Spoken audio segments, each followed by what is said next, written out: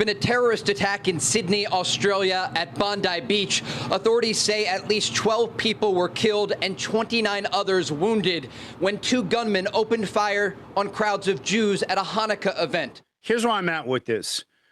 I do believe that this was a lone wolf attack. I think these were lone wolves. But when we talk about lone wolves, we typically tend to picture isolated individuals who are acting on their own. And in reality, many of these so-called lone actors, guys, are not operationally directed, but they are ideologically influenced and encouraged and validated by America's enemies, our foreign adversaries, and create that digital ecosystem where unstable and aggrieved individuals like these two shooters are nudged towards that action, and that's recruitment.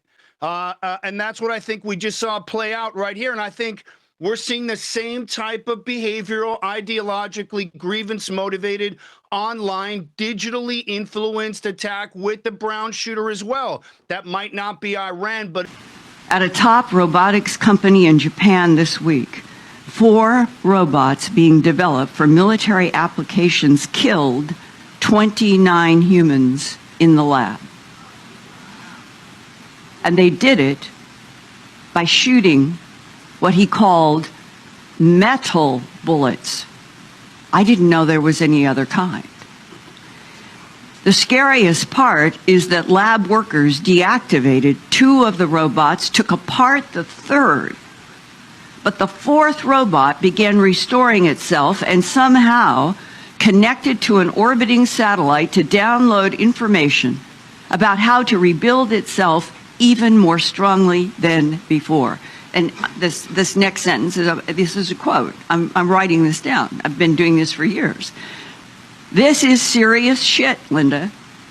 But you're never going to hear about this. He got it. He got the weapon, and I have no idea. But just looking at that footage, it looked like maybe he didn't know how to use the weapon because you see him just sort of struggling and not really shooting at the guy.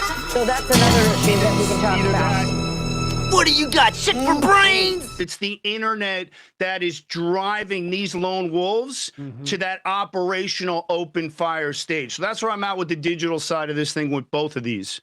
Outlawing weapons is not going to keep these guys from opening fire. And whether they're loading shotguns and they're pumping, and it's tough to tell from the video, the fact is they're still able to get weapons even though it's restricted. So it just goes to show you the laws don't work. Yeah. But thank God that guy was able to jump on that weapon and stop that shooter. Appeasement with more appeasement.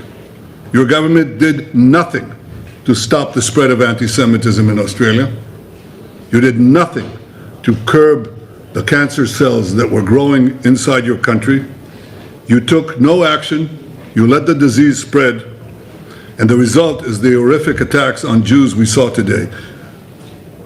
We saw an action of a brave man, turns out a Muslim brave man, and I salute him, that stopped one of these terrorists from killing innocent Jews. But it requires the action of your government, which you're not taking. And you have to, because history will not forgive hesitation and weakness. It will honor action and strength. That's what Israel expects of each of your governments in the West and elsewhere. You're never going to hear about this. Elon Musk in the fatherland, going to fold, supposedly these notes are folded in such a fashion, right?